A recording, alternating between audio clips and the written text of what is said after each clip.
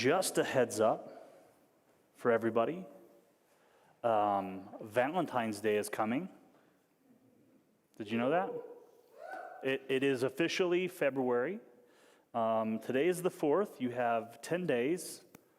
I remember the first Valentine's Day that my wife and I celebrated together. This was before we got married.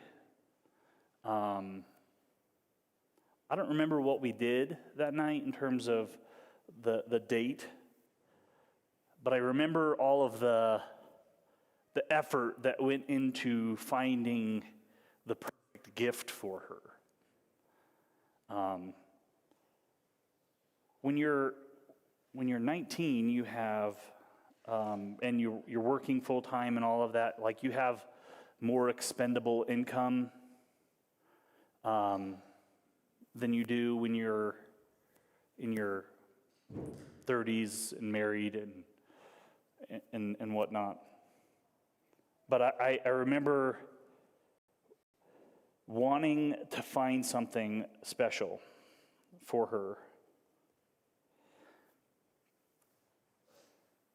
And I don't know. So my wife's birthday is in July, and July's birthstone is ruby.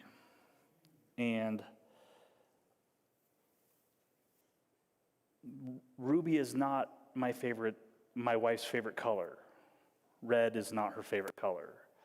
I think she was supposed to have been born in September because her favorite color is dark blue.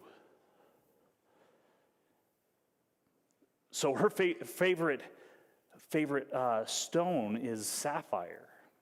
And so that first year that we celebrated together, I spent hours in the mall in Grand Junction, going from jewelry store to jewelry store to jewelry store, looking at things that were within my budget and all of that, and picking something that I hoped would express my deep love. And I picked a little gold heart studded with blue sapphires. I say blue sapphires because you know that they come in other colors, right? Blue sapphires. And I don't remember her response to the gift. I remember more the work that I was doing at the time. At the time, I was doing construction, building houses. And my hands reflected the work that I was doing. I had rough hands from framing and pouring concrete and things like that. And I remember that specifically because when I went to go put the necklace on her, I remember my hands snagging on her shirt.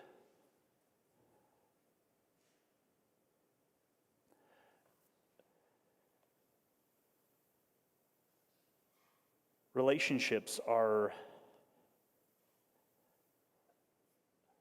made up of little moments. They're made up of moments together, moments of conflict, moments of reconciliation, moments of clarity, moments of connection.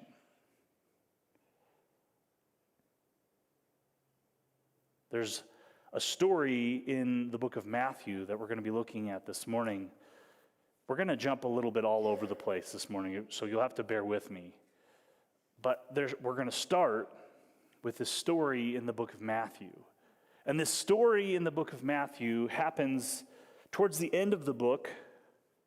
Jesus has a group of religious leaders that have like mobbed him. They've surrounded him, and at this point, they've gotten to the point where they are trying to trick Jesus. They're trying to get Jesus to say something that they can get him in trouble for. And a teacher of the law approaches Jesus in this crowd. This is like a charged situation.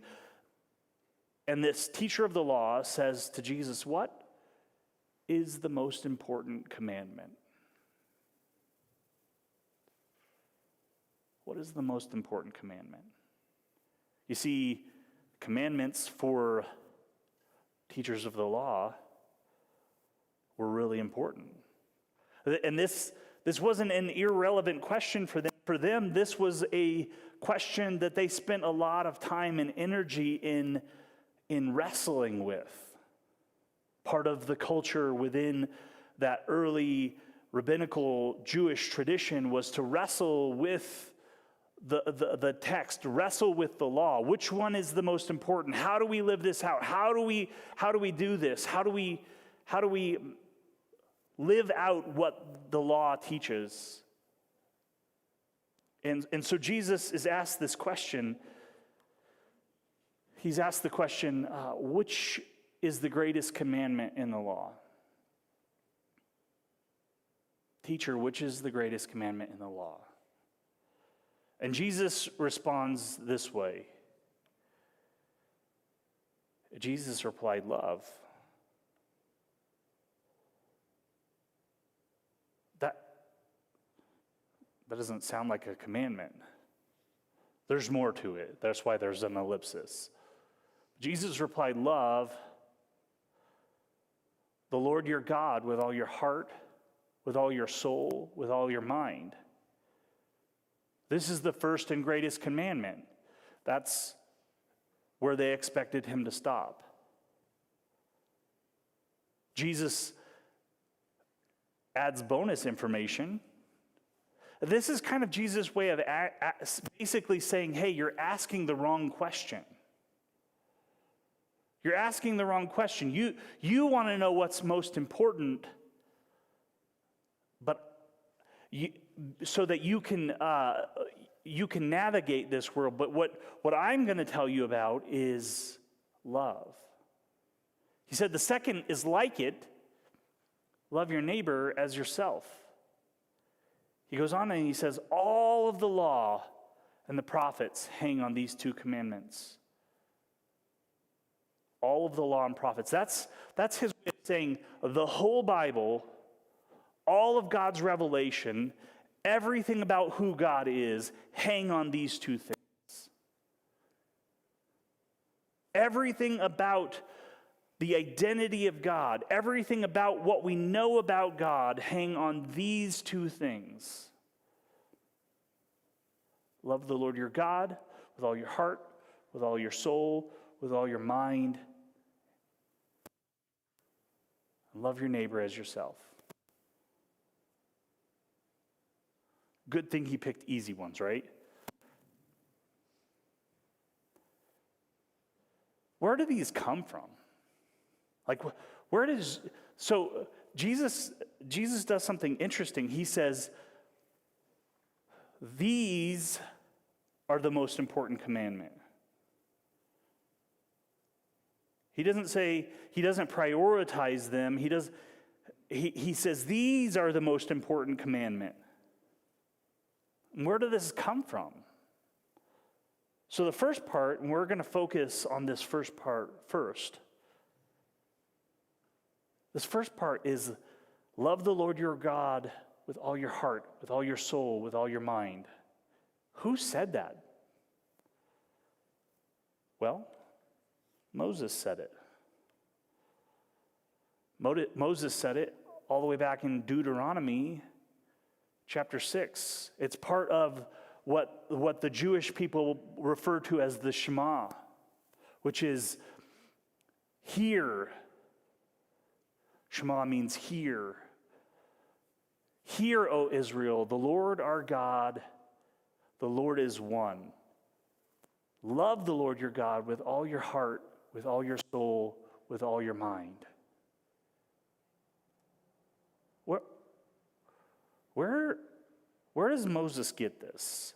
Like, I understand the Sunday school answer. The Sunday school answer is God told to him. But like, there's more to it. There's got to be more to it than that. Who is this guy, and why would we listen to him in the first place? Who is Moses?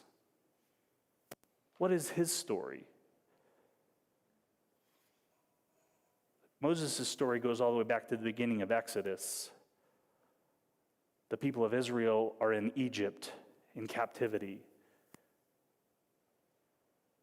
Moses is called to be the person who brings them out of slavery.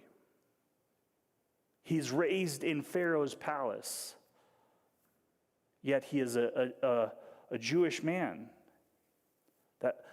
that God is appointing to this task of bringing the people out. There's something interesting that happens, and part of what's interesting about it is that sometimes you encounter things that you know you're supposed to do, but you don't know how you're supposed to do it. Like, you know in your bones you're supposed to do it. You know that this is what I'm meant for, and yet you don't know how to do it. And Moses has this encounter as he becomes a young man. He views the Hebrew people being abused by the slave drivers of Egypt. And he gets angry. There's something in him that wells up, and he gets angry, and he responds. He reacts. And he strikes the slave driver down, kills him. And then he gets afraid. And he runs. And he spends 40 years in the desert. Like, I'm sure he's wrestling with this tension, with this anxiety, hoping that he doesn't get caught, hoping that he doesn't get attacked, hoping all of these things. And he ends up becoming a shepherd in the middle of nowhere, in the desert. And while tending the sheep, he has this encounter. He has this encounter where he's looking for a sheep that's lost. And what happens next is that he looks into the distance and he sees, you ever seen the heat waves on the highway? The shimmer? He sees this in the distance, which makes sense. He's in the desert. And he moves towards that shimmer. And what he sees is a bush.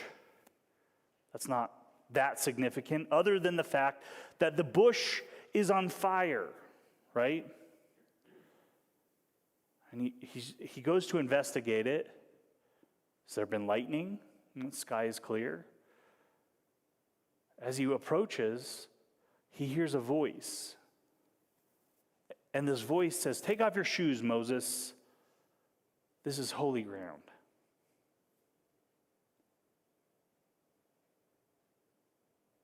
And Moses' response is, like, the way it's translated is, "Who are you, Lord?" I think what Moses meant to say, or what he said in the original language, is, "What the heck?" He says, "Who are you, Lord? What in the world is going on?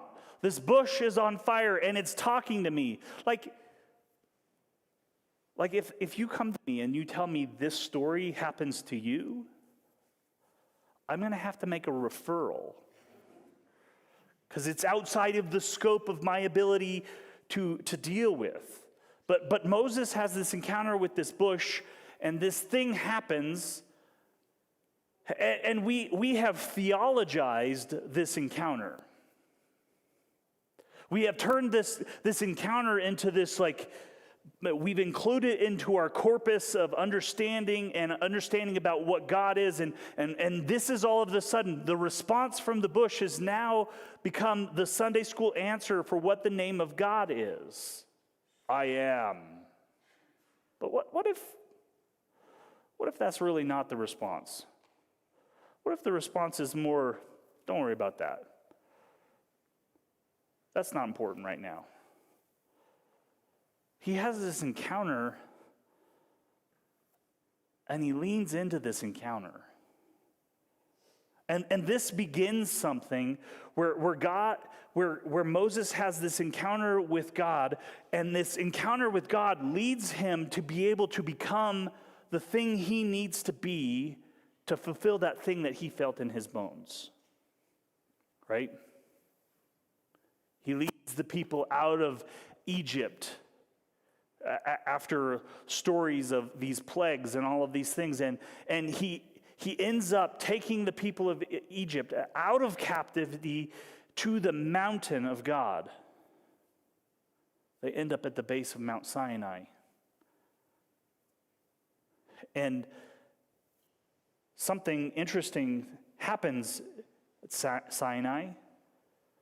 They look up to the mountain, and as they look up to the mountain, they see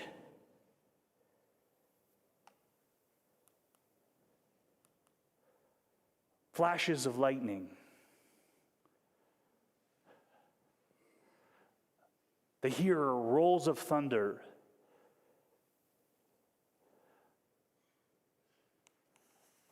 The mountain is covered with smoke.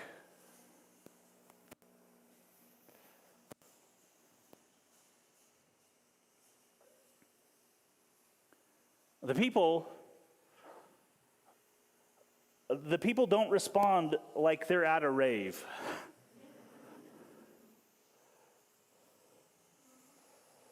The people respond with fear and trepidation. They're terrified. They're terrified of what's happening up on the mountain. I'll turn that off so the flashing light. Oh. They're terrified of what's happening. God is inviting them into the mist. He's inviting them up on the mountain. And the people's response is, no thank you. Pass. That looks scary. We'll probably die. And so Moses goes up the mountain. And Moses is on the mountain for 40 days. In the mist, and in the fire, and in the thunder, and in the lightning, and he encounters God. He has this encounter with God, and this encounter with God changes everything about him. It literally changes his countenance. He comes down from the mountain, and people can't look at him because his face is glowing with brilliance. The experience has transformed him. And this is the man who says, "Hear, O Israel, the Lord our God is one. Love the Lord your God with all of your heart, with all of your soul." I've heard lots of sermons where we take this and we break it down into little bite-sized pieces. Love it with your heart. That means your emotion. Love it with your soul. That means whatever soul means. And then love it with your mind. That means use your intellect. This is really, more importantly, a way of saying everything that you have. Love God with everything that you have, everything that you are. So how do we do that? God says, Moses tells the people, your responsibility is love God with everything that you are, every fiber of your being, everything that you have, everything that you know, everything that you've experienced. Love God. How do you do that? Why do that?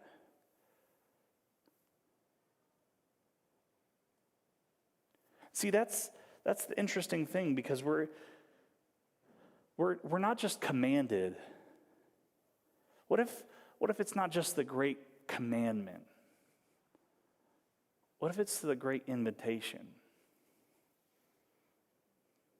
What if we're being invited in to something? You see, I hear a lot of times where people are like, I don't know that I can believe in God, let alone love God. And they give me the list of the reasons why they can't believe in or love God. And they list those things, And when they do, my response is often, well, I don't believe in that God either.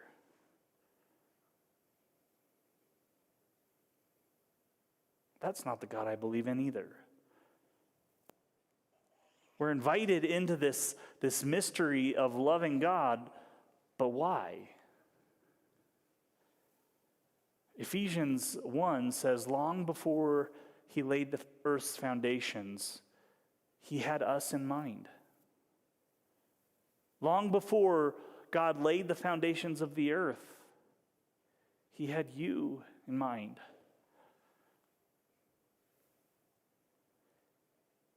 He had us in mind, had settled on us as the focus of his love, to be made whole and holy by his love. Long, long ago, he decided to adopt us into his family through Jesus Christ. What pleasure he took in planning this. He wanted us to enter into the celebration of his lavish gift giving by the hand of his beloved Son. So the thing that we are being invited into didn't start with our love. The thing that you're being invited into didn't start with you having this notion of loving something out there. It had everything to do with you being loved first. Long before the foundations of the earth. So that's step one. It didn't start with you. We know how much God loves us, and we have put our trust in his love. God is love. And all who live in love live in God. And God lives in them.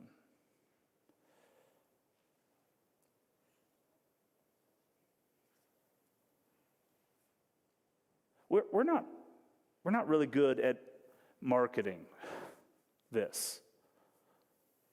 Mostly because we're the billboards.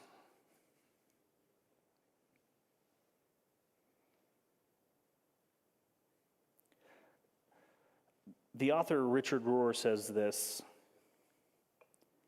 He says, knowing without loving is frankly dangerous for the soul and for society.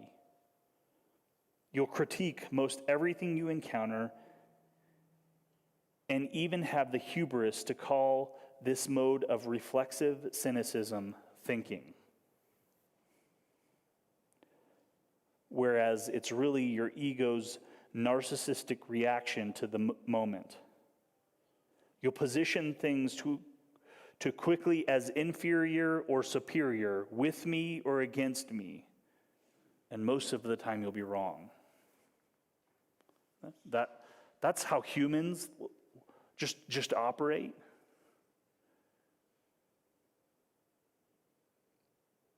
We walk into a situation and we react. Our reflexive reaction is, do you ever find yourself that way? Like you're going through your day and someone is going too slow on the road, or doesn't understand spatial awareness, like they back up, they're in a public place and they back up without knowing what's behind them. or they swing their arms and smack you in the face because they have no idea what's going on. Isn't it? Like, just take a second. Think about what your brain does when something like that happens. What does your brain do with that information? It creates a narrative for it. You explain why they would do that. Well, they're just an idiot. They don't think about anybody but themselves. Nobody ever sees me. That's the way we walk into the room. We know without loving. But if God is love, and we're to know God, and we're to love God,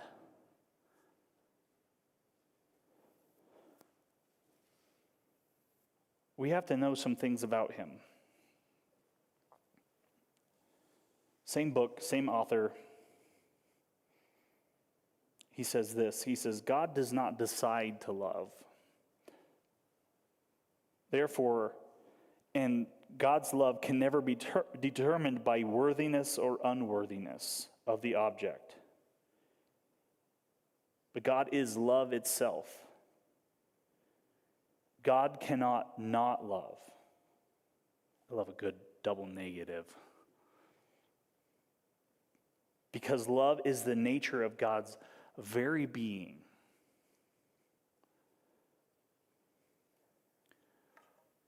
John, later on in this epistle, he says this: we love because he first loved us. We have that capacity. We have that understanding, that ability. Any of you ever seen the movie Dan in Real Life? Dan in Real Life, it's a sweet movie. It's a fall movie. I know it's not fall right now, but it's about a single widower who's raising 3 daughters, and his middle daughter loves love. She is in love with this boy from her school. And Dad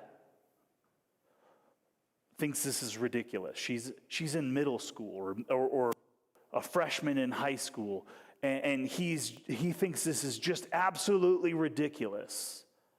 And then they go on this family outing, and during the family outing, like all of a sudden, completely out of nowhere, he falls in love with somebody. And like the chemistry is tangible and real, and he like all of a sudden he's caught in the thing that he's criticizing his daughter for. And all of a sudden this boy shows up at this family outing, and they send him in the process, like the daughter gets in trouble, she's grounded for life, and the boy, Dad, has this heart-to-heart with him. And he's talking to him about letting his feelings get the best of him. And the young man looks at the dad, and he says, love is not a feeling, it's an ability. By the end of this next scene, Dad is quoting this boy. Love is not a feeling, it's an ability. We love because he first loved us. We have this ability because it's at the very core of creation itself. Have you ever thought about that? The physics of the universe? The very physics of the universe are about relationship. Not boy-girl relationship, but the relationship between everything. The way the solar system works is in relationship to the sun. The orbit that the planet takes around the sun is a relationship between the planet and the sun. The thing that keeps everything together, the gravity that keeps everything together is a relationship between those objects.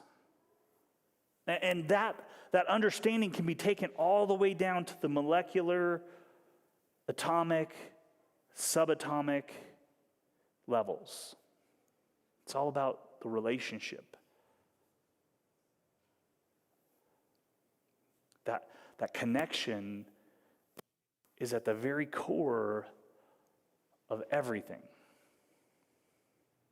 We love because he first loved us.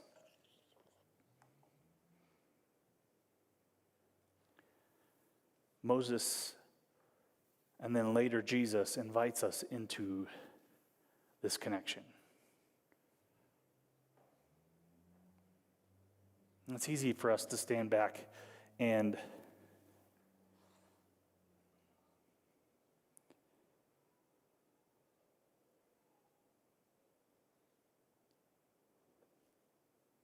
do like Richard Rohr talks about, look at this thing that we encounter and be cynical. I don't know if I want that. I don't know if I want to be a part of that. I don't know if I want to accept this invitation. But what if it's bigger?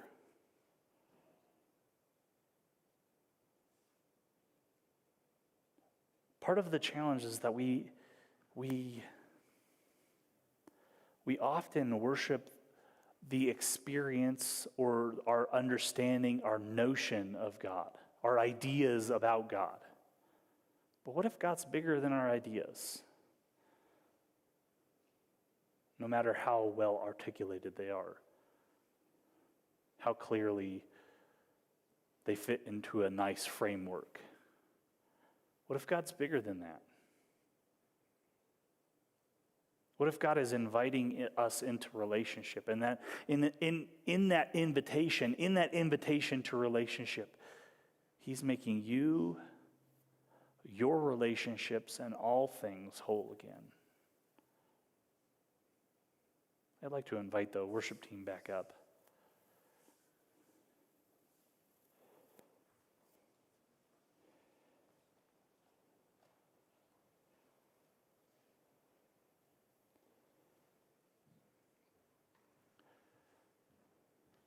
God invites us into this thing. He invites us into love. And that invitation isn't just an invitation into religion.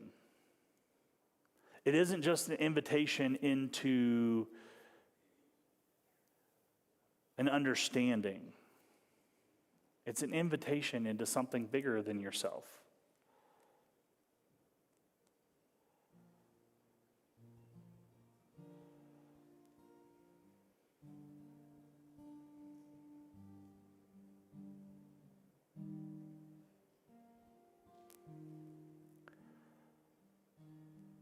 Speaking of a good double negative,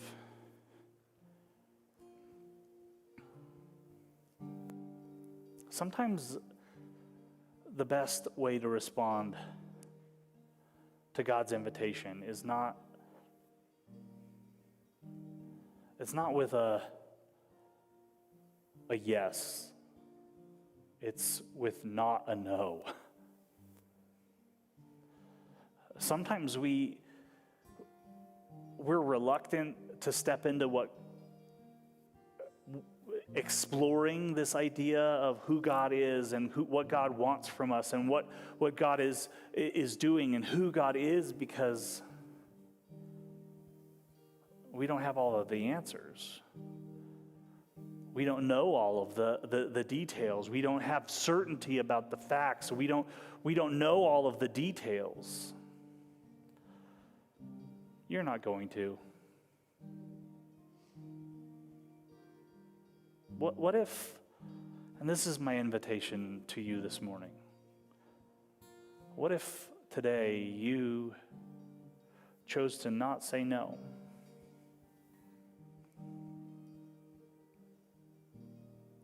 What if that answer is maybe? Maybe I'll check out this idea of relationship.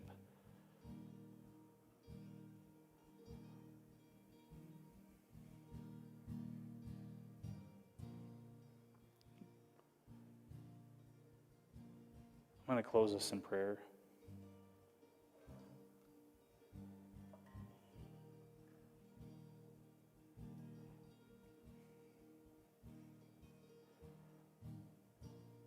God, I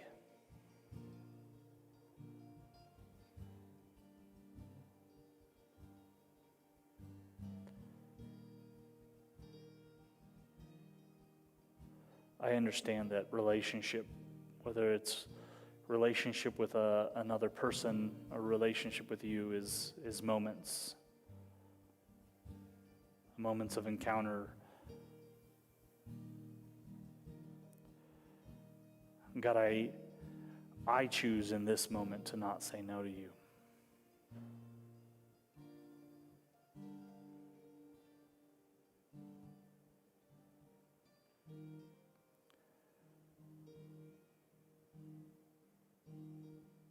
To trust the curiosity.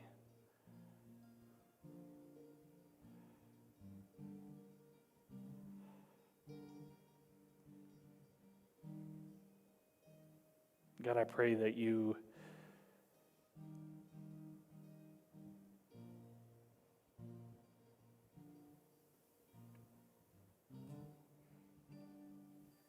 would help us to encounter that love.